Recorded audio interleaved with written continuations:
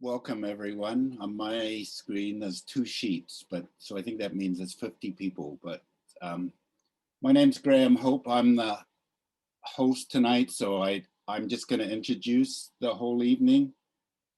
I'm a member of the Canadian Friends Service Committee, together with Vince, who's going to be the speaker.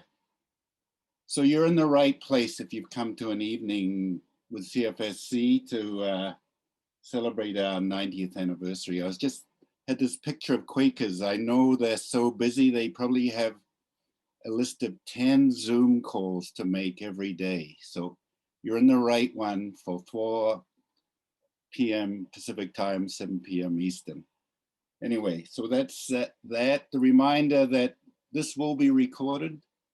So if you don't want your image recorded or anything, no, you just turn off your camera. It says video in the bottom left-hand corner on most people's Zoom thing, if you don't want your image to be recorded. And then just the land acknowledgement. This is for CFSC as general. You know, our office is located in Toronto, downtown Toronto. And it's located on the traditional territory of the Wendat Petun Nation, and most recently of the Mississauga of the Credit River. This land has been the site of human activity for over 15,000 years and is the subject of the Dish with the One Spoon Wampum, a sacred treaty between the Haudenosaunee and the Anishinaabe people. The people with us are from all across the continent, and we acknowledge and respect the people of this land. And as it says on my name, I live in Kamloops, BC. I live on the territory of the Secwepemc people, interior British Columbia. So we're going to start off with a period of worship. Most of the people I see are Quakers, so ignore my explanation, but it'll be it's 4 or 5 minutes. We'll have what we call worship. Some people call it silent worship. It seems largely silent. People may speak if they wish, but people worship in their own way during that time. And at the end of that period of worship, I'll just start speaking again.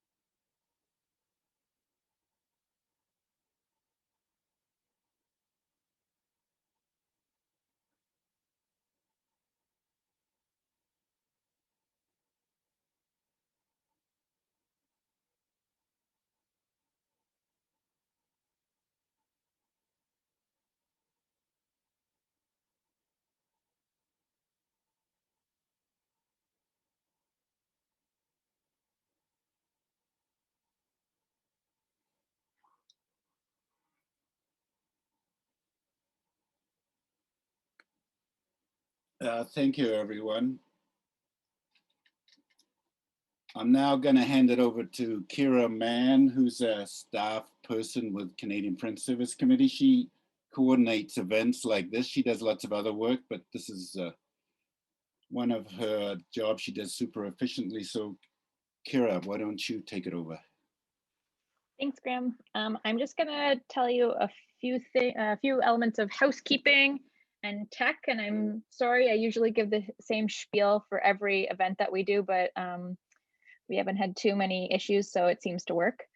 First, I'd like to say if you could keep yourself muted while Vince or Graham is speaking, and then feel free to unmute yourself and speak when we're having discussions.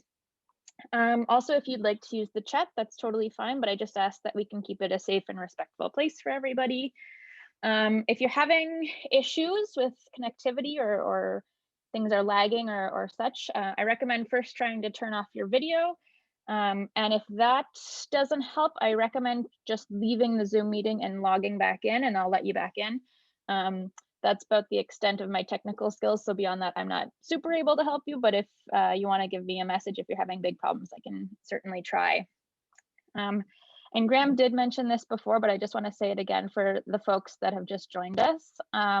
This is being recorded, and it's so that we can share it with folks who were not able to join us tonight, and also to share with the Quaker archives. So if you would not like to be recorded, please keep your video off. And I recommend that you, in the top right corner of your screen, there's a view button. And when Vince is speaking, you might like to switch it to speaker mode so you can see mostly him. But if you like the, I believe a friend Don Alexander calls it the mosaic of friends, then you're certainly welcome to keep it on the gallery view. But other than that, I'll turn it back over to Graham. Thanks. Thanks, Kira. So this, as I mentioned, this is part of our 90th anniversary. So Canadian Friends Service Committee formed in 1931. A lot of this information is on the Canadian Friends Service, Quakerservice.ca website. Lots of neat pictures.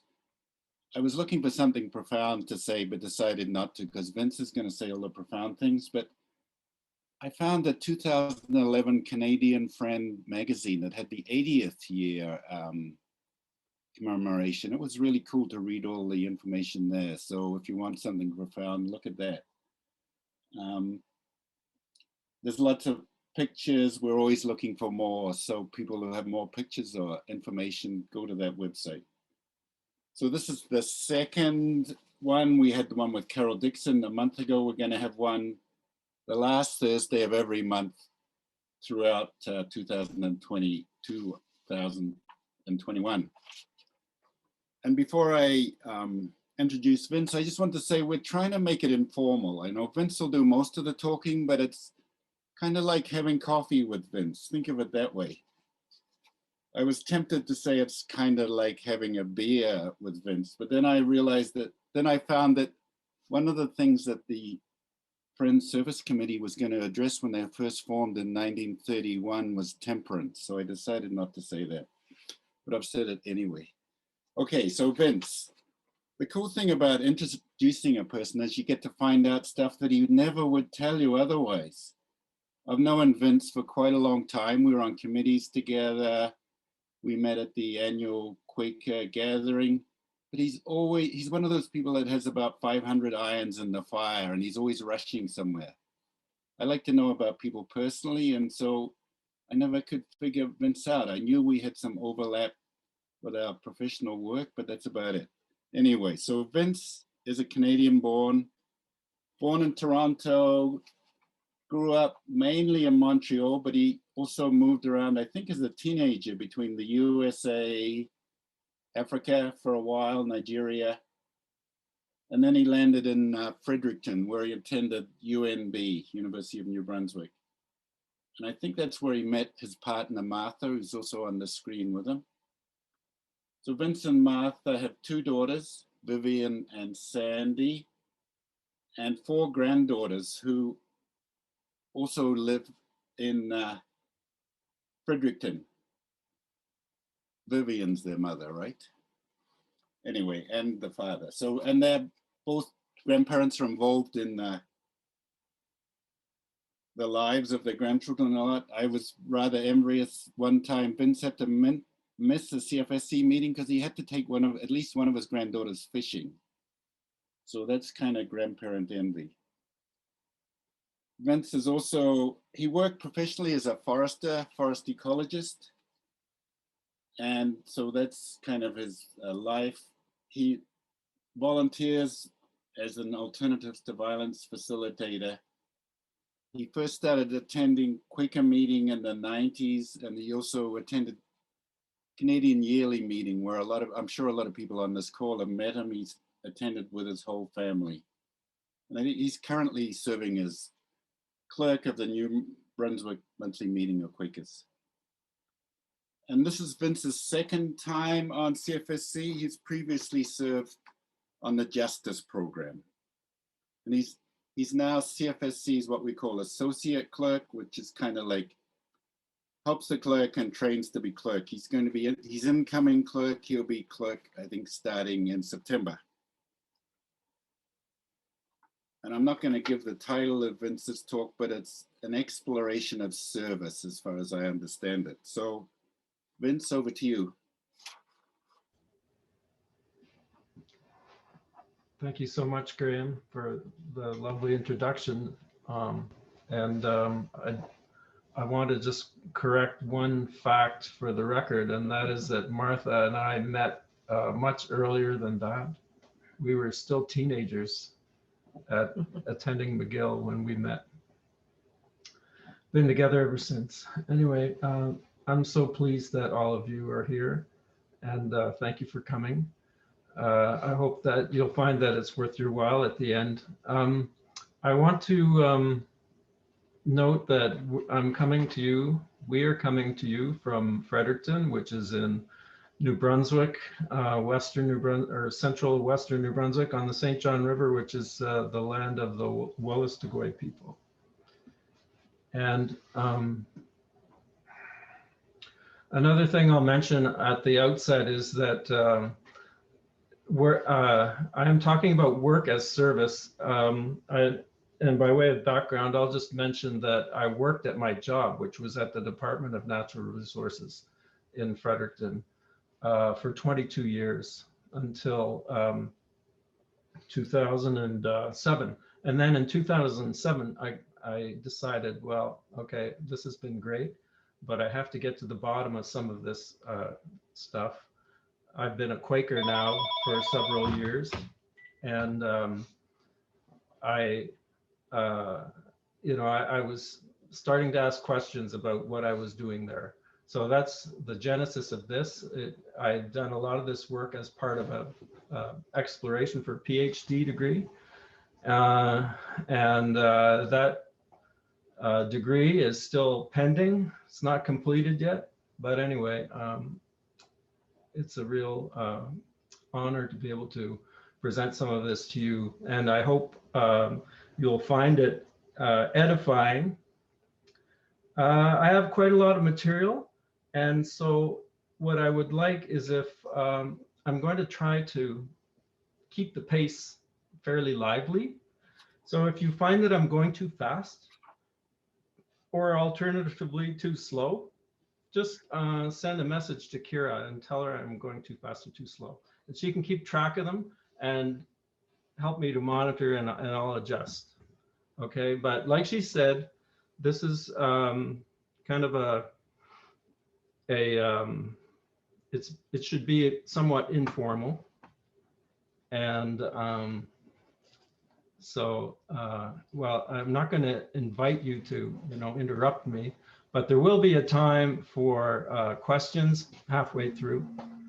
And so, sorry about that. Okay, so I'll just start my presentation.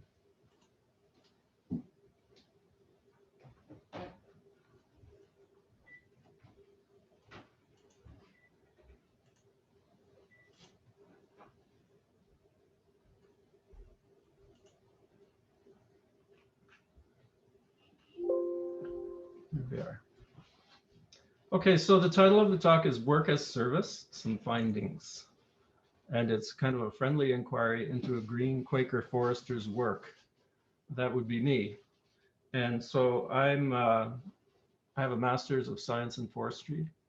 And as I already mentioned, I worked for 22 years in forestry. I'm a member of the profession in New Brunswick. And this talk, it has 5 chapters, and it should take less than an hour. Fingers crossed. Anyway, so the first one is, can work as a forester be considered service? And that should take probably less than 10 minutes to answer that one. What drives the moral dynamism of a service organization? That might take more than 10. So between them, it should come in on time. Then we'll break for questions and comments, bathroom breaks, go get some tea, etc. Then CFSC as a loving community. That's the topic of my third piece. And then if there's time, I'll try to close the cosmic circle. So wish me luck. So here's chapter 1. Can work as a contemporary forester be service in the Quaker sense? And to answer that, I'm going to read from this from a lecture that was given at an Australia yearly meeting by Mark Deasy in 2002. And Mark Deasy is someone who has worked in Quaker service. So he says, if there is an identifiable Quaker approach to service, we could hope that it is embodied in this, that as in worship, we follow the leadings of the Spirit and the light faithfully. We are prepared to be led where it takes us, to let go of comfortable certainties and to be taken into new knowledge, and also through painful and difficult experiences. And so could working as a forester fit this definition of service? So in 2007, as I mentioned, I went back to school to put this to the test. And I suggest that there are a couple of prerequisites for that. If it's possible to live a life of service in this sense, I suggest the following must be true. First of all, that I need to be working to know who I am and what I value. And that connects with letting go of comfortable certainties. Okay, and my sense is that this is a real Quaker orientation. And secondly, socially, being part of and helping sustain a loving and discerning community open to multiple ways of knowing. That's another prerequisite. And accepting that I am sometimes, or perhaps often, wrong, but also having the courage to challenge others when you think they are. Okay, so these are the prerequisites. So I put them up against what I consider to be the reality of work as I knew it. So here are my prerequisites: working to know who I am. So the reality is that governments, corporations, and professional societies are minimally interested in that. They value competent, compliant scientists and managers, at least in the forestry realm. And then second, being part of and helping sustain a loving and discerning community open to multiple ways of knowing. Might cause some people to smile, to imagine that institutions that employ foresters, such as governments and corporations, value loyalty a great deal. This prerequisite condition occurs only very rarely in small pockets in government or industry, although I will say that Martha and I talked about this and her particular situation, which was in education, which was somewhat different. Anyway, I won't dwell on that, but I'll quickly conclude this section by saying, could work as a forester one day fit the definition of service? And I'll say that the teaching and practice of forestry would have to change a great deal. Under teaching, it would have to change from being an extremely hierarchical, how to live in a hierarchy, to how to conduct yourself in a non-hierarchical way. It would have to use consensual discernment methods, and I would suggest to use friends business as a model for certain kinds of business. AVP training would benefit foresters greatly. And then we would also have to look at the land differently. We would have to teach the history of land ownership in Canada and critically appraise the authority of forestry legislation governing Crown land, especially. And as we do that, adopting the UN Declaration, of course, on the rights of Indigenous peoples and implementing it throughout the profession and promote its adoption in the workplaces and governments. That's another high priority, I would say. And I'm happy to say that small steps seem to be going in that direction in forestry schools today. And we would also need to create new forestry institutions in the not-for-profit sector this time, focused on creating a more just system of land use and forestry. So I'm not, you know, one day, maybe, we could be there. Okay, so that was that question answered fairly briefly and I hope succinctly. And I'll just dive right into this next piece, which talks about how it continues on that same theme about how work in something like forestry or professional work can be considered service. So what drives the moral dynamism of a service organization? Okay, so I'm working on a basic model that that allows for the synergy of beliefs and knowledge at different levels. So, for example, within me, and this is me at 2 years old. So, as a person, as an individual, I have leadings which I suggest need to mesh with my community in a mutualistic relationship. Okay, so there's give and take. There's interaction, you know, think of your meeting, think of how you interact with people. You give, you know, there's give and take, obviously.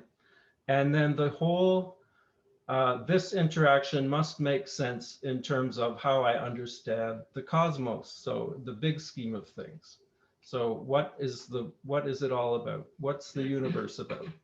Why am I here? All the big questions. Okay, so working on myself now, I'll just, on introducing myself a little more, I'll just talk a little bit about me. And this, of course, is my meeting. The picture's about 10 years old. Many of you are here in this talk and see yourselves. I don't think I should name everyone. I think most of them are quite well known. This is, Graham, can people see my mouse pointer? Yes, yes, they Okay. can. Thank you. This is Ann Thomas, who passed away last year. Edith Miller, of course, has left us in the meantime too. But all the rest are still here. And it's a pretty good cross section of people from across our meeting. And I came to Friends in Adulthood when I fell in love with this one here, Martha. And we were married in the Ottawa meeting in '81. And we had children, Vivian and Sandy, as Graham already mentioned.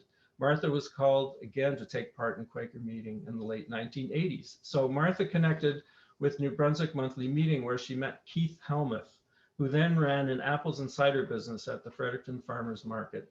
And most of you know Keith. Keith is this person here.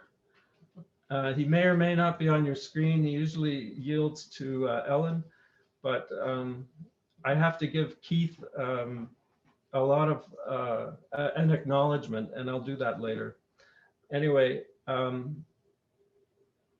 Martha also connected with Fredericton's just started worship group that was then meeting in a small room at the Unitarian Fellowship in downtown Fredericton.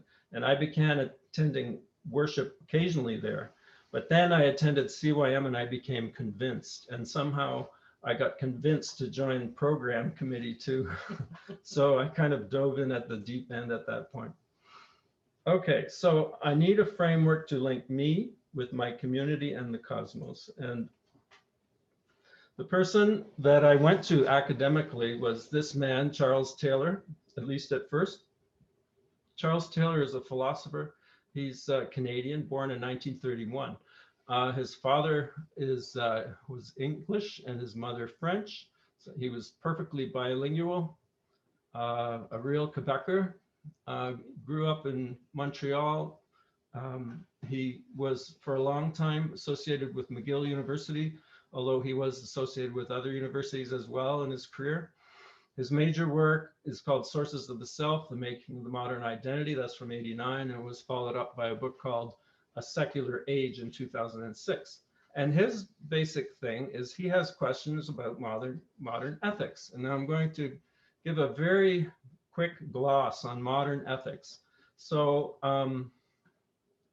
Taylor feels, and many people feel, that neither of the modern ethical methods, the major ones, gives satisfactory answers to moral problems. So utilitarianism, we know, as the greatest good for the greatest number. This is a very popular approach used in government.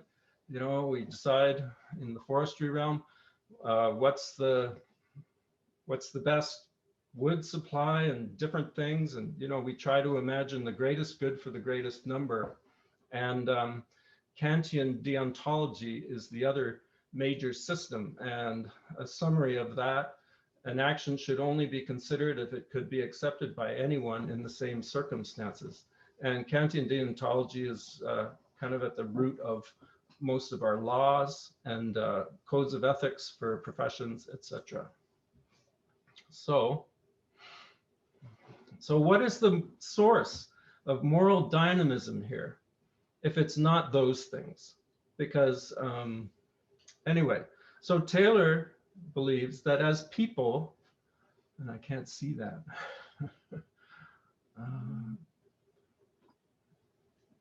Can you read that for me, Graham, that first one? All people aspire to be of a kind they and others would consider admirable. Thank you. Okay. And then from that, we contemplate courses of action that, if they were adopted, would bring us closer to the kinds of people we want to be. We carry frames of evaluation consisting of virtues and vices, and we refer to those frames constantly. See, I've been looking for, you know, a way of articulating what I feel are important things about Quakerism to people who are not within the community. So I arrived at that. So here's an example of how we use frames of evaluation.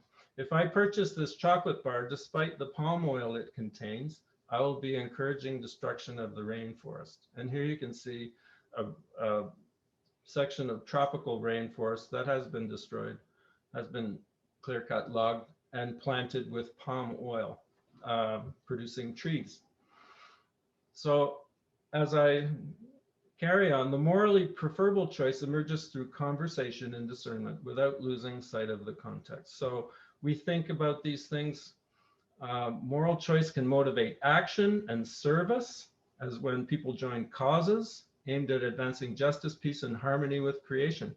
And these choices do not, you know, or even these questions do not normally arise from utilitarian or deontological calculation. So instead, Taylor recommends something he calls strong evaluation. And he calls both the daily grind choices about chocolate and the weighty choice to fight for justice, peace, and earth examples of strong evaluation. It's evaluation of your action in light of your moral goals.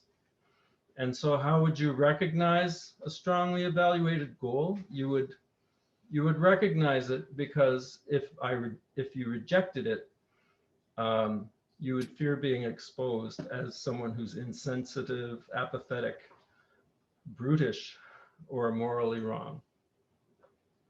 Taylor asks, are there strong values that all humans share? And in Taylor's philosophy, he suggests there are three big ones. First is respect, concern, or love for the other person, fulfillment, the aspiration to live a meaningful life. And third, dignity, our sense of being respected. And I would just note here for the AVP people that Taylor picked two of the central pieces out of the AVP mandala: respect for others, concern for others, and respect for self, dignity. So how do we make the moral, why do we make the moral choices that we do? And I want to suggest our sense of ourselves as good people is connected to the stand we take on issues that matter to us.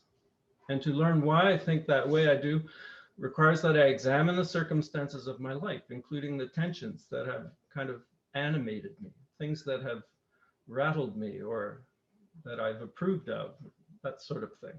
And then to understand the sources that orient us is to develop what Taylor calls a narrative identity. So our moral lives are directional, and our understanding of what is good changes with time through learning and experience. Your narrative identity connects different versions of you through time. So, for example, after I worshiped with friends, I learned about the Quaker embrace of inner light, experienced Quaker business, and we met weighty friends. I knew that Quakerism and not Catholicism was for me. So here you can see, this is a famous painting by Van Gogh. It's a depiction of the Good Samaritan. So I'll just get into my narrative identity for a few slides here. So what I learned was that I was shaped as a forest ecologist and scientist by my Catholic primary and secondary schooling. Thomism, which is what was developed by St. Thomas Aquinas, who was the great medieval scholar and theologian. It imbues the cosmos, including the plants and animals there, with purpose. And this is surprisingly a minority opinion among scientists, and we might get into that more later. So my education plus my early experience of wandering, Boy Scouts, fishing, hunting, playing, and experimenting in the forest and with wild animals has set me up to see nature as striving, beautiful, mysterious, deserving of respect, and compelling in many ways. That's me at work on a good day. These were probably two of the best days of my life. At least they look like that from here. Anyway, here on the left here, I'm having a lunch of sardines out of a can. I'm eating it with my Swiss Army knife. And this is a little jug of chocolate milk. And I have a Camp Nicanis t-shirt on. Don't know if anyone noticed that. But I just love going in the field with students. And we were learning about nature as we were doing that. So the late medieval Christian and its pre-modern Aristotelian focus on being as opposed to modern knowing. And my ears perked up when I was in a meeting with Lana Robinson, CFSC clerk, yesterday, and she said something about being and knowing, and I went, what? Anyway, so this focus on being influenced my education as a biologist and set the table for my early embrace of the ideals of biodiversity in forests, the variety of life, and its importance in forestry. So I was more interested in what there is, not how it works. That contrasts me with the dean of the forestry faculty, who did his research on the dry matter production of balsam fir stands. And for his research, he sat in a Quonset hut in the woods with trees cut up into leaves, stems, branches in bags, and he spent his time weighing them, and so he wanted to know about how fast trees grow. So he was more interested in knowing than being. That's the contrast. I was interested in the harmonious natural pattern of plants across the landscape in conformity with climate, landform, and soil always seemed to be a good thing to understand, to encourage and preserve. And I was quite puzzled actually by the many foresters who refused to see that or acknowledge it. Okay, so as a kid, stepping back a little more, I had the freedom to ramble far afield and to spend time in the woods, old pastures, and along the ponds and creeks that I could find within walking distance by playing outside. So much, I became curious about the things around me. My dad loved trout fishing and took me and my brothers along. My days were punctuated by chance discoveries of beauty in the clouds and the sky and in the green woods and fields around us, or in the wind-sculpted snowdrifts and animal tracks. I recall the pathos of the discovery of death in the maggoty remains of animals and how it looked and smelled. We learned to trust the limbs of trees when climbing and discovered which trees most rewarded us with large views of the land below. My friends and I built tree forts with bits of lumber and nails scrounged from the house construction sites that were all around us. As suburbia spread over the farms and woodlots of the West Island. I'm also a fisherman. Graham mentioned that. That's me fishing on the Sebogle River. And I'm fishing for salmon. Atlantic salmon. But at age 11, I wanted to become a fly fisherman, which I had read in a book was more noble somehow than fishing with worms. So I obtained a fly fishing kit from an ad in the back pages of a magazine. I practiced casting on my front lawn in Beaconsfield. And finally, the following spring, here I was in the boreal woods with my dad. And all that planning was bearing fruit. I was on the water, fly rod in hand.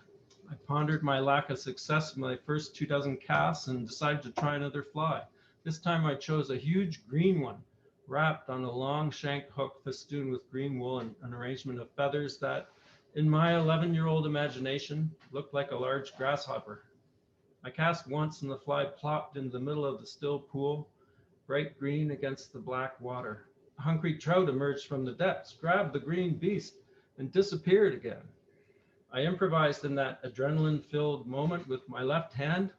I pulled the line through the guides of my fly rod to retrieve the fish. While I had practiced casting at home, I hadn't thought about retrieving the fish. A beautiful 10-inch speckled trout emerged from the water to meet my grasping left hand. What a feeling of joy, the culmination of so much study and effort. I looked at the fish, it looked at me, then it twitched its body, came free from the hook and my grasp, fell back into the water and disappeared. So my Catholic education, I don't think I'll read all of this part, but this is where I attended Mass when I was a kid, and try to picture this church just full of people and at least half of them kids. It was quite a scene. But so this gives you an idea of where I came from. And then of course there's this example of the Catholic naturalist-priests in Quebec. And the best known Quebec priest botanist is Conrad Kerouac, better known as Frère Marie-Victorin. He's the author of Quebec's Botany Manual, the Flore Laurentienne, and the founder of the Montreal Botanical Gardens. There's little doubt that these pioneering Quebec naturalists saw in the flora and fauna of Quebec an expression of the benevolence of the Creator, and they were focused on being more than knowing. The beauty and wonder they experienced in nature were feelings that led them to want to understand Aquinas' second book of God, which is the book of nature. So I was steeped in all of this. But then in 1982, I had to face some reality. As a master's degree summer student working for the provincial government, I can recall spending a sunny day in June doing an ecological site assessment of a maturing mixed stand on Crown land south of Fredericton. The overstory was dominated by healthy white ash and sugar maple, accompanied by red spruce and hemlock and there was an interesting variety of plants in the understory, including nature miterwort and Virginia grape fern. They're neither rare nor common in New Brunswick. However, those plants and their presence captured the spirit of the place, being an 80-year-old maturing Acadian forest. So I mused aloud in conversation with my supervisor, who is a forester, using my botanical knowledge and my newly acquired textbook silviculture about harvesting options for preserving this mix of trees that seemed well suited to the site. He furrowed his brow as he paused his digging of the soil survey pit and rested his hands and his chin on the end of his spade. Then he pushed his glasses back on his nose before he replied that here, like all places we would visit that summer, the silvicultural treatment had already been decided. The stand would be clear-cut, scarified to create passage for planters to uproot volunteer wild seedlings planted with rows of genetically improved black spruce doused with herbicide, probably twice to kill the maple and ash whose stumps and roots would sprout new shoots. As I listened to his words, I knew what he was saying was true, but I also momentarily suspended belief that the provincial policy would allow this. Surely people didn't want this, before I yielded to the new truth and accepted the inner turmoil it was causing me. So Catholicism plus the marvelous aesthetics of my childhood and my embodied sense of nature all around spoke of an immanent God present in my surroundings. I felt then that nature as something created is good, and I still do. To think this way, I've since learned, is a typically Catholic way, and it's derived from Aristotle by a Thomas Aquinas, who called the book of nature the second book of God. For years, I thought everyone thought nature was good, that we all swam in the same water and saw the same things. And I thought this way for a long time until studying my narrative identity, which I did in university, revealed Max Weber and the Protestant ethic. This was a very interesting read for me, very revealing. I learned that certain foresters where I lived talk about local forests being degraded, high-graded, underperforming, and offer these as reasons for displacing wild trees and wildlife with plantations of genetically superior black spruce. While this is usually justified using scientific language, a truly critical assessment would find a different answer. And I suggest there's sort of a metaphysical underlay of Protestant Christianity to this claim that Weber described. It supports the idea that caring about preserving species and ecosystems is not just based on mistaken science, but is a moral mistake. So here's Max Weber. He said that people have become oriented to work for the purpose of wealth and capital for its own sake by the spirit of capitalism.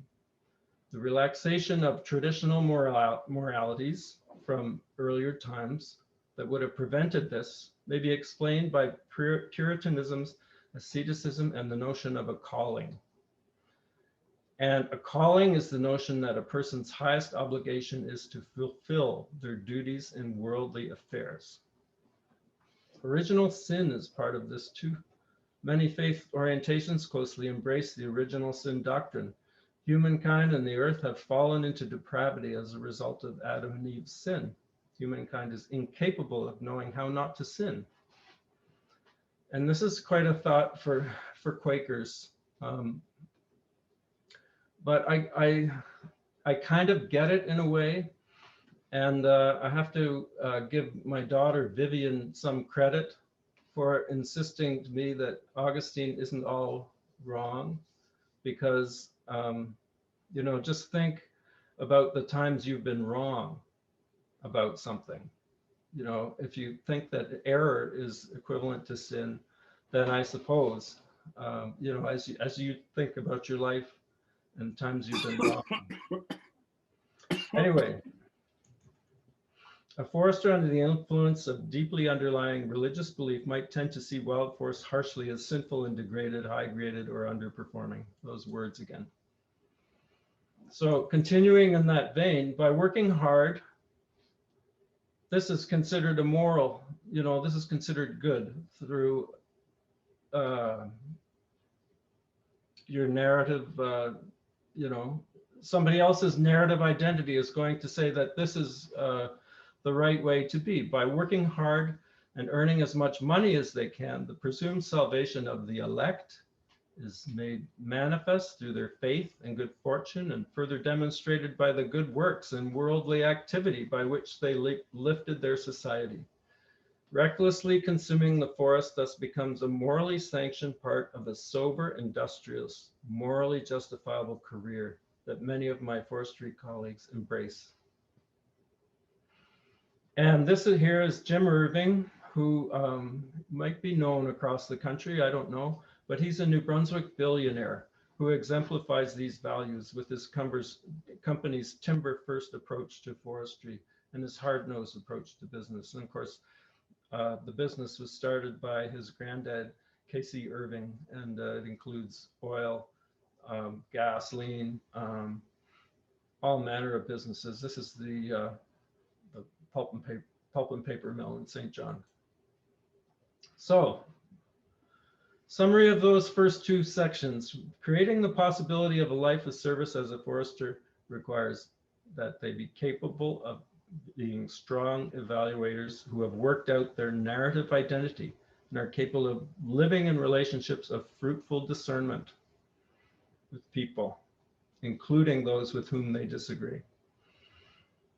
Refocusing forestry's universities, colleges, and professional associations away from the modern capitalism-friendly versions to ones that prioritize current knowledge about carbon in forests, the history of colonization and dispossession of indigenous peoples. These would be required, and creating new critical forestry institutions in the not-for-profit sector, promoting the restoration of local decision-making about shared resources like forests, wildlife, wetlands, and waters. All right.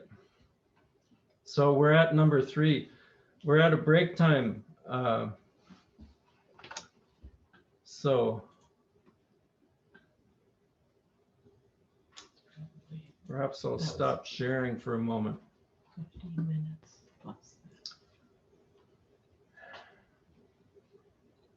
That was a lot to take in.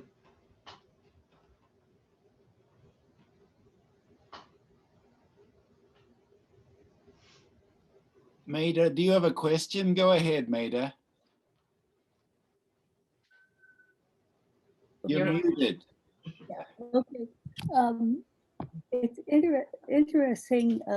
Quakers, the beginning theologians of Quakers, that is to say, William Penn and Robert Barclay, didn't agree with original sin.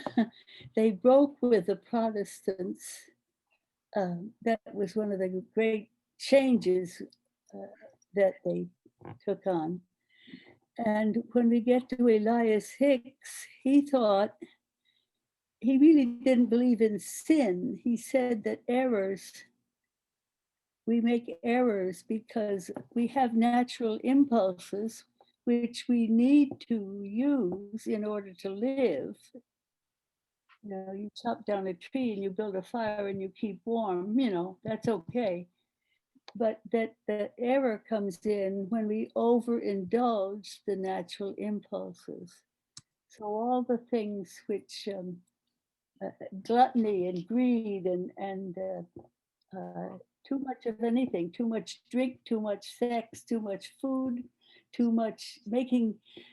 It's important to make a living and play and provide for your family, but you don't need to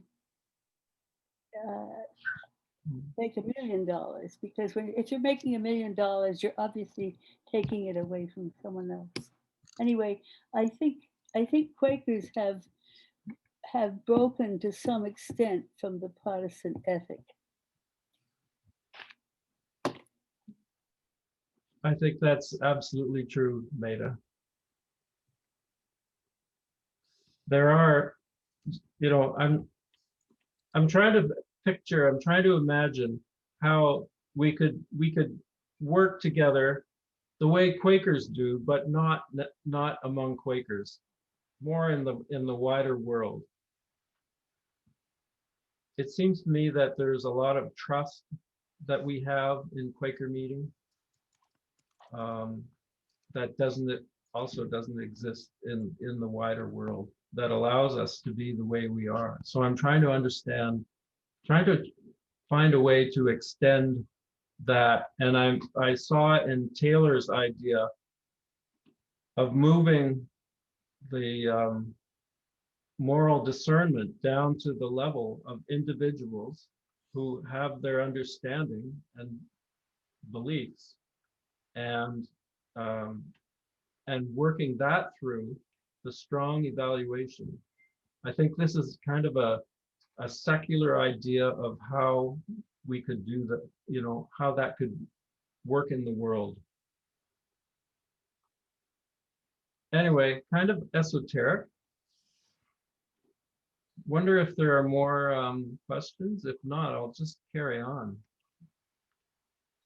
Carol Dixon has a hand up, I see.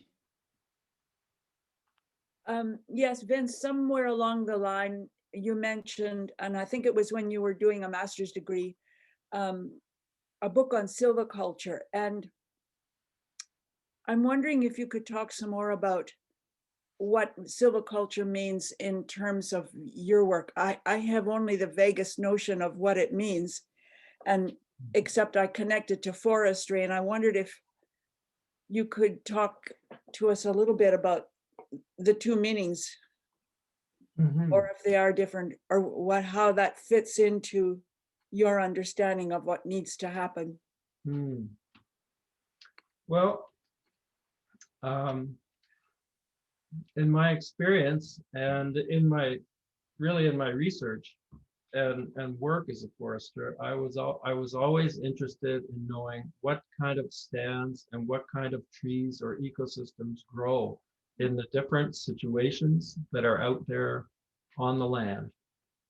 And I felt my intuition was that those relationships were important, that you couldn't just mow down, you know, a hardwood stand of trees and plant a bunch of spruce in their place. That this was displacing something important, that the variety of life that exists there is something to be honored and to try to perpetuate. So, but we're in this situation now.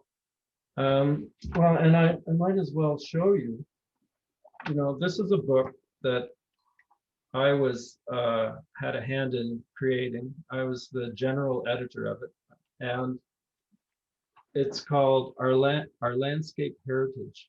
So it talks about all the different kinds of land there are, the different regions, and what the natural patterns of plants and animals is across the territory. So this is what I was working on, and you could think of it as a guide to natural forestry. But alas, we're in this world where the important thing is to create a lot of wood supply, and people don't care so much for these subtleties in how the land is handled. So, does that answer your question, Carol? Yeah, it sort of does, and it doesn't sound very cheering. I did remember that Susan Stevenson, her job classification, she saw herself as a silviculturist, but I didn't have a clear picture of what that meant on a day-to-day basis for her work. Yeah.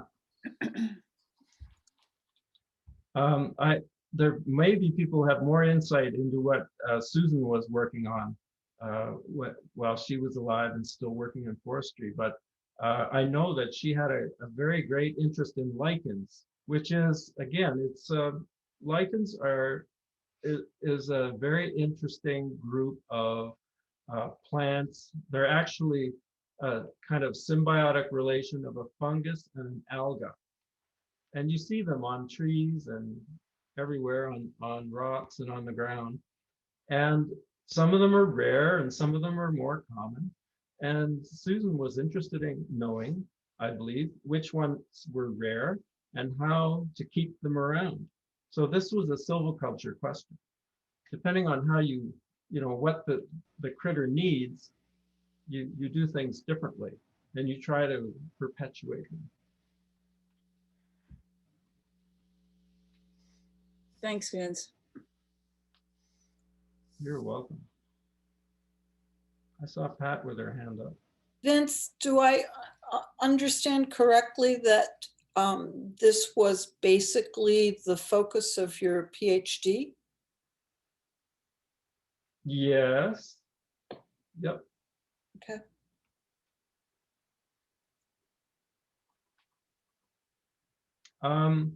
Graham, can I just do a time check? Yeah. Yes, Vince, if you want to give any more presentation, you're going to have to cut short something. If you just happy to answer questions, it looks like there's lots of people with their hands up. So can I have another 10 minutes for presenting? Why don't you? And then people who have their hands up, there'll still be time at the end, I hope, for yeah. Well, I could certainly answer. Shall I answer one or two more questions? Who else has their hands up? I saw Pete Cross. There may have been others as well. Vince, I'm wondering if there's work for a forester in anything but big business or big government these days. That's a great question, Pete. And I know there are foresters who work, well, there are still foresters who work in research, which is mostly big government, but others work in for non-government organizations like the Nature Conservancy or the various nature trusts that exist. But it's all, the employment prospects for foresters isn't that good. And it's because we've centralized, you know, a lot of the forest management and simplified it a great deal. It's all been to the benefit of big industry. So if we wanted to be more subtle in how we handle the woods and be more careful, we'd have to break that down quite a bit. You know, the large land holdings, the large crown land licenses, and restore more local control and invest more in it, I suppose. Vince, there's one more question in the chat from Becky. Do you communicate your ideas to and with other universities, with forestry schools across Canada? I'm sorry, what was the question? Do I communicate this? Yeah, to other universities that have got forestry schools. No, I haven't yet. It's a goal. I have a, you know, this has been a writing project for the most part. I'm so pleased though to have all of you to try to share this with. Vince, I'd suggest you just you go on to your next part. You want to talk, and then we'll... All right, will do.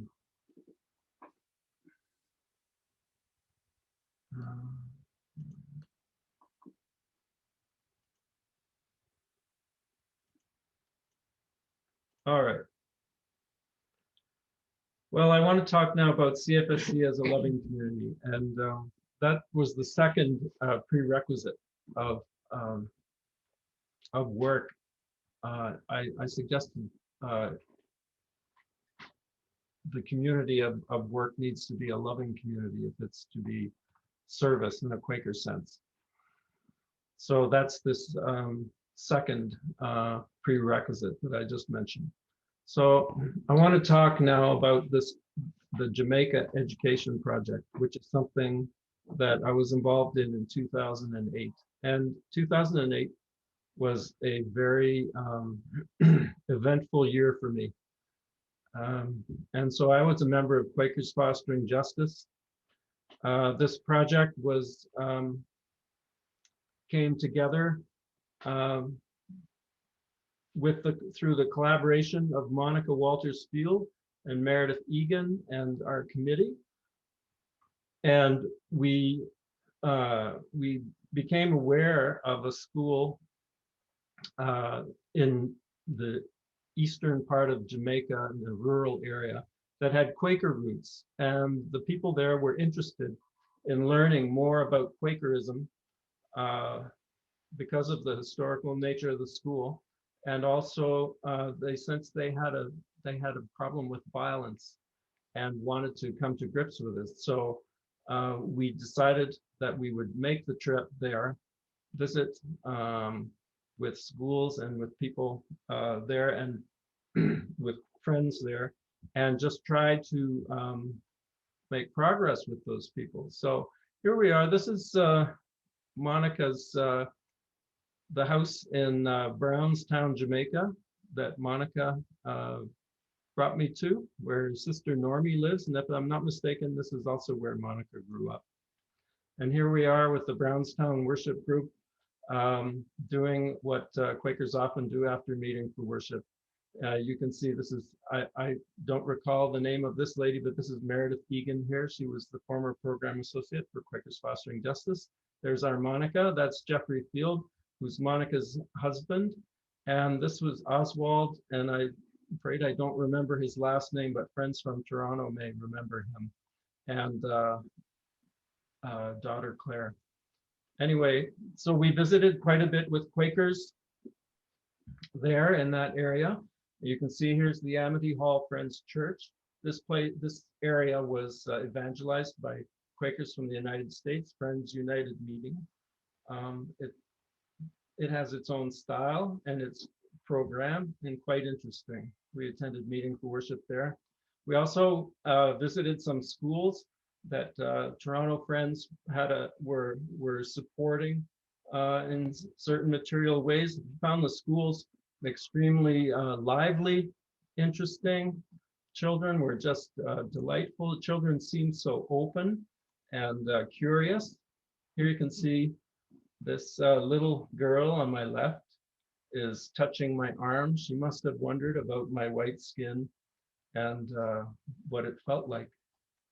Anyway, so we conducted an AVP basic training course at Happy Grove High School in Portland, Jamaica. Here you can see some scenes from the workshops. It was quite intense. We met with a lot of students. Here is Meredith in the circle. Here's Meredith. If I could make a thought bubble for this picture, it's she would say, I have unlimited love for children, but I'm wondering when the break is coming. And of course, here's Meredith and Monica again, and a couple of the students. And it was just, these students were so lovely and friendly, and the whole AVP was a delight to be with them. And so back home again after that, and I would just want to say about that type of project. Generally speaking, we don't tend to do that sort of project anymore. For the most part, we try to make links with people in the countries that we want to provide assistance to, and to empower them, people who are in those countries, to do that work. And so this project was a little bit, it was at the end of the run of that kind of project. But I was extremely pleased to be able to take part in it. Anyway, back home again, as part of my QFJ commitments, I took part in several meetings, and I made this poster. Draw your attention to this picture down here. And this picture, it's not a digital photo, as you can see, it's from the 1990s. It's from the early days of alternatives to violence at Dorchester. And this obviously is me. This is Michael Miller, musical Mike from New Brunswick meeting. This is amazing Augie, who is an inmate facilitator from also from Dorchester. And this is my friend John McIndy, who was the founder of AVP at Dorchester. And he was also a sociologist and a very much loved person in our community. And we lost John in 2008.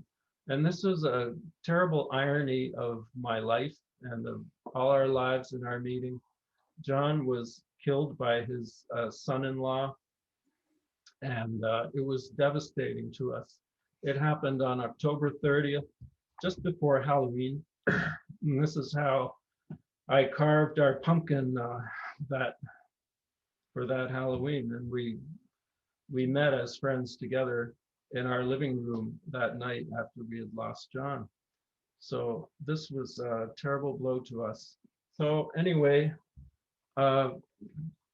we felt quite numb, to say the least, for at least 3 months, but we started to get out and about again, and in our social life. And the social justice fair that was held at St. Thomas University, the Sociology Society donated the proceeds of their bake sale to CFSC in honor of John. So this is my my table there. See, I had some CFSC swag and different things to look at. A bunch of students here. Here are the Sociology Society students. It was so wonderful to spend time with them. It really is a great thing when you're to be with young people when you're grieving. I find they lift you up and help you to feel better. And so on the anniversary of John's death in 2009, CFSC came to Fredericton to support our meeting. And CFSC literally wrapped its arms around us. And we held there was a circle for remembering John at the university that Meredith led, and it was very well attended. It was just very much appreciated. And this person here was also brought at the time. Many of you will recognize her. It's Florence Takarutamana. And she hails from Burundi, and she was touring in Canada on behalf of HROC, H-R-O-C, Healing and Rebuilding Our Communities. And I have here a little clip of Florence, and I was so proud as a CFSC member to bring Florence to Fredericton, and here she is speaking to newcomers from East Africa at the Multicultural Association of Fredericton, and she's speaking a language that I can't really understand. I think it's a felicitous mix of Swahili, French, and English. Anyway, it's a short clip, and I'll just play it. Muri minsi itatu ku munsi wa mbere urumva baraza twabatumiye abahutu 10 hamwe n'abavictime abandi aba-survivors abandi n'aba-killers n'abicanyi n'aba-perpetrators bari hamwe kimwe baje twabatumiye nabo tukagagura n'uwundi ariko ari grand surprise kibura na babandi batuye umugenzi wa nyirabuja si ibintu byoroshe tusanga rero bamwe abahutu bicaye ku ruhande rwabo ku ruhande rwabo twahuye ntidusohoka bigenda gutwara yose ingene imeze tukagera turafise amastrategie dukoresha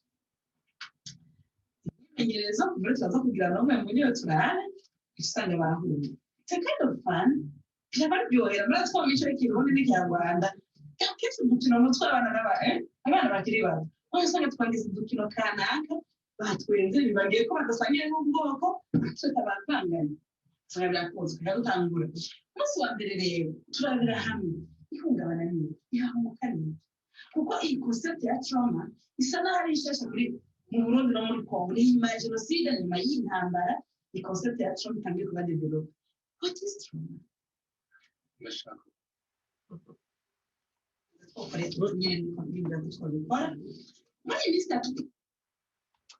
All right, there we go.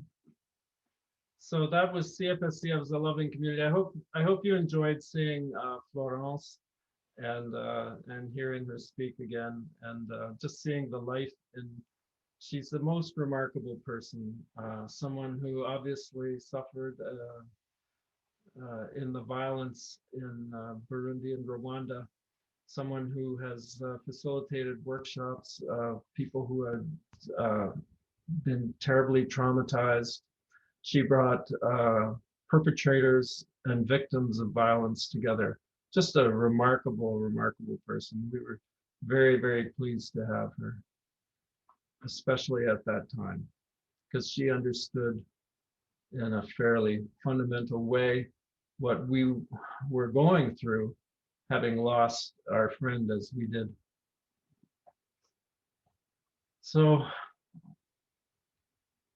I take it we're out of time then, Graham? We're not out of time for interaction and questions, but I think you're out of time for presentation. But is that okay? Is that okay with you? Yeah. So questions. I know Nancy had a question. I think Nancy Russell, was it, Kira? Nancy, go ahead. Thank you, Graham. It was. It's a little different than what we've been talking about. But Vince, when you first started talking about forestry and some of your experiences, your early experiences working in the forest and working with nature, it reminded me so much of this experience I had when I was a child advocate. We were conducting a review of group homes in Western Ontario, and I was interviewing this 12-year-old boy, sad boy. He had suffered significant trauma. He was far, far away from his family, and he just seemed so sad. And then at the end of the interview, he gestured to me and said, come here, and asked me in a big whisper, do you want to know my most important, best thing, he asked, or words to that effect. Of course I want to know, I said. And he whispered, this is what he whispered, and it actually became kind of a trademark of that review. So here's what he said. He said, we had a day, we were out all day and into the forest finding deer. It was so good. Take me to the forest, walk with me by the water. I want to go outside like the rest of the world. I want to jump in the Thames River to catch fish. I caught old jewels in the river and they are beautiful, but they won't do that with me. He was referring to the staff. And then he said it was the best day of his whole life.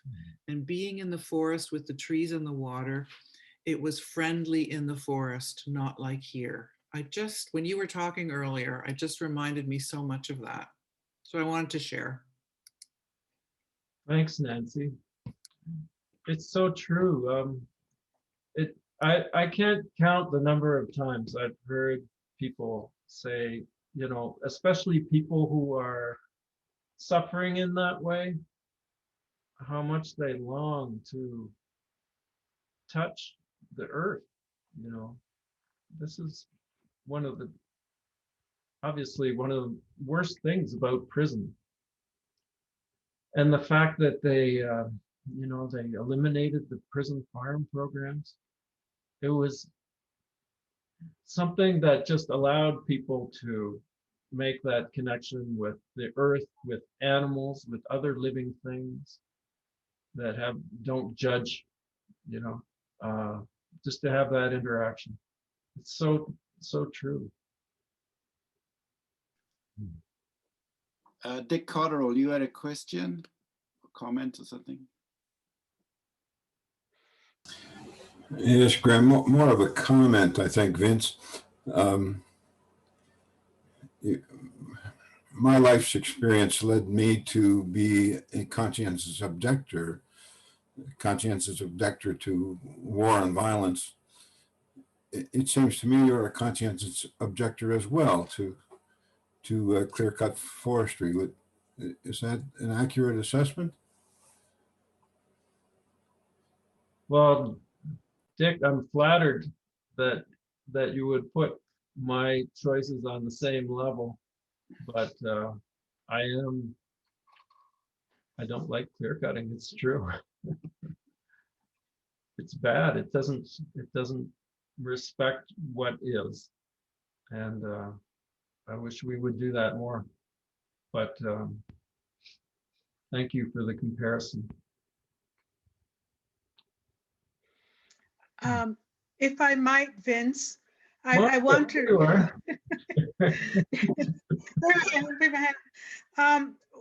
Thank you for mentioning that project in Jamaica, and I just wanted to underscore how important it was for you and Meredith and myself, and we took Christina, I think, another year to go down as a part of that,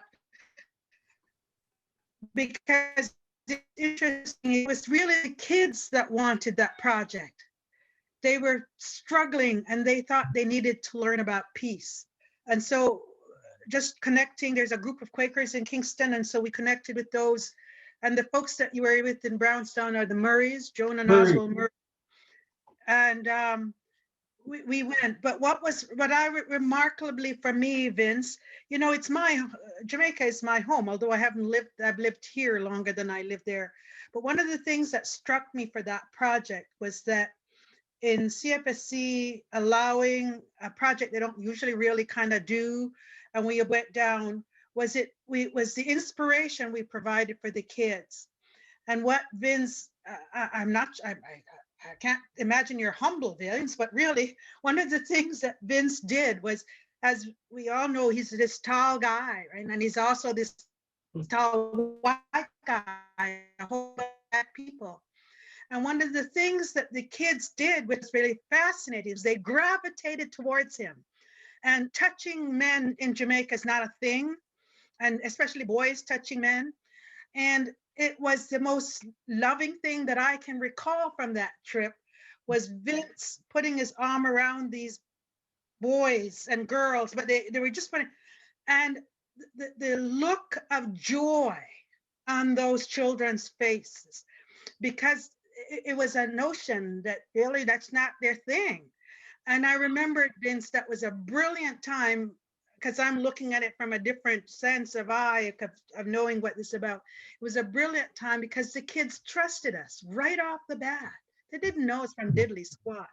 But I think Meredith and Vince and the work, this kind of CFSC work, was that impetus to reassure those kids that wanting peace was in fact a good thing.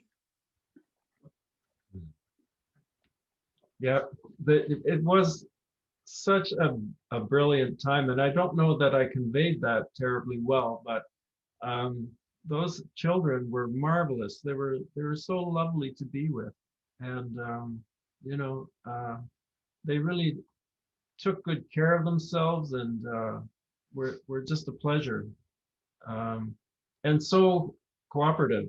And I think putting arms around and all that, I think maybe you were thinking of Jeffrey, or it was actually Jeffrey you're talking about more than me, because Jeffrey, your husband, was, I remember he was very, very popular with as the white guy among those students. But Vince, you're forgotten, because they loved you.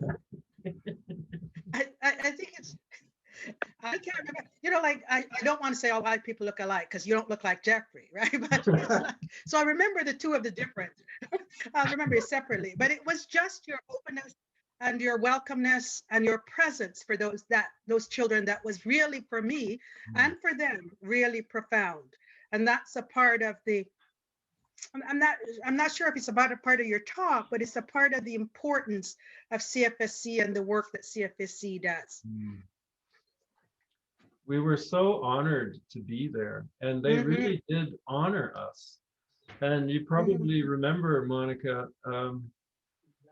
the assembly that they held Yeah. in our honor, and the principal, whose name I've forgotten. Do you remember his name? I can see him now, but I've forgotten. I'm sorry. Anyway, he there were speech, you know, the students were all in the assembled area and there were speeches.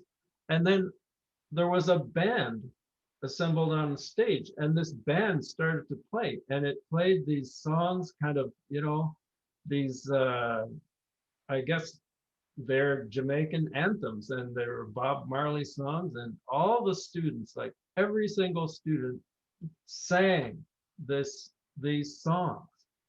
And it just made my hair stand up. It was marvelous. You know, it wasn't like watching Canadian students sing, where, you know, kind of don't want to stand out or be noticed. You know, it was just marvelous. Anyway. It was wonderful. Thanks. I still remember that little boy that stood up. It's a little whip of a thing. And what was the most important things of the time we were there? And he said, I am going to work for peace. And that was like, I still remember those goosebumps. Yeah.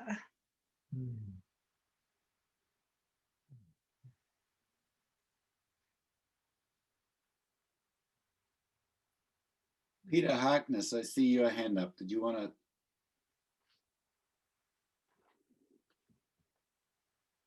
Comment? I'm really happy to hear Vince talk and hear about his concerns. We don't, as Quakers, we don't have to achieve immediately. We don't have to end clear cutting. We don't have to make huge changes, but to have someone who's concerned, who's working step by step, step by small step towards goals of improving things, that makes me feel good. I'm very happy to have heard your talk, Vince. Thank you.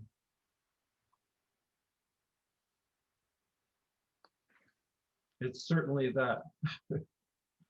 It doesn't all happen at once, although there are, you know, good things do happen. I think it's probably true in all of our provinces that more land is being set aside as protected area, which, you know, is in some respects a bit of a controversial thing. Because again, it's doing something with the land that we don't really own. But at a minimum, when you set land aside, at least no one's running off with it. So it leaves it, you know, as something that can be talked about in future and in an uncompromised state. It's getting near the end, but someone had another question or comment. I can't see who it was, but Kira said there was someone. Maida. Maida, go ahead. Because of COVID, nature has become more appreciated, and people have been going outside and finding peace in the outside.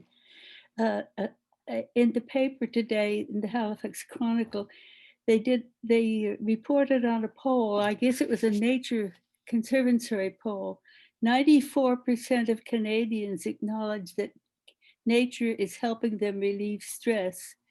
86% felt that spending time in nature was important for their mental health. So I think there's a lot of love in the population for nature, but it's just, we have to provide opportunities for this to be expressed, like community gardens and like nature walks and like events. So I don't think we should give up on the population. We have to help the population have opportunities.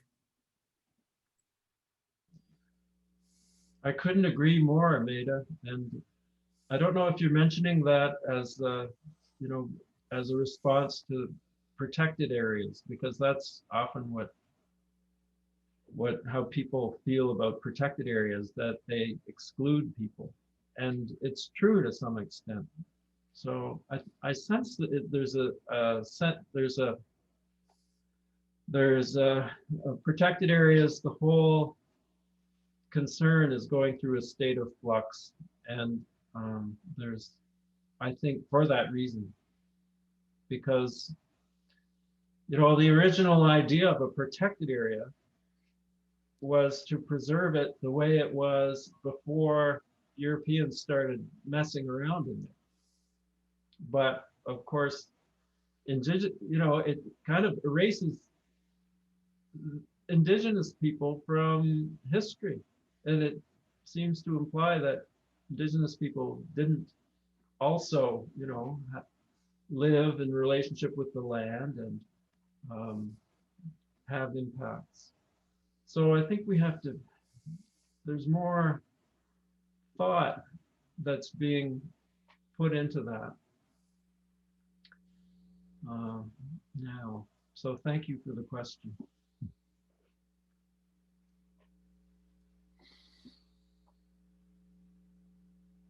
I fear it's time to wrap it up. I'm sure we could keep going forever. I have to argue for about 5 hours with Vince about clear cutting, but another time. So Kira, you wanted to say something? Yeah, thanks, Graham. Just before we wrap up, I wanted, and I think I can speak for everyone at CFSC, to say thanks for Vince for coming tonight and speaking, and also just for your ongoing care of CFSC and your role as associate clerk. I think we all really value your guidance in general, but I think especially your spiritual guidance that you give us on a really regular basis. So thank you so much for that and for joining us tonight. And it was such a good pleasure to get to know you a little bit better and to work with you over the last month and getting this ready. And thanks so much to Graham as well for being the host tonight. I told him to be funny and he was, so well done. Friends, maybe before we sign off, I can just put in a plug for Quakers. I don't know if there's anybody here who is not a member or a tender, but if there is, and if you're wanting to find out more about Quakers, if you go to the website quaker.c and click on find a meeting near me, that will give you access to a local meeting.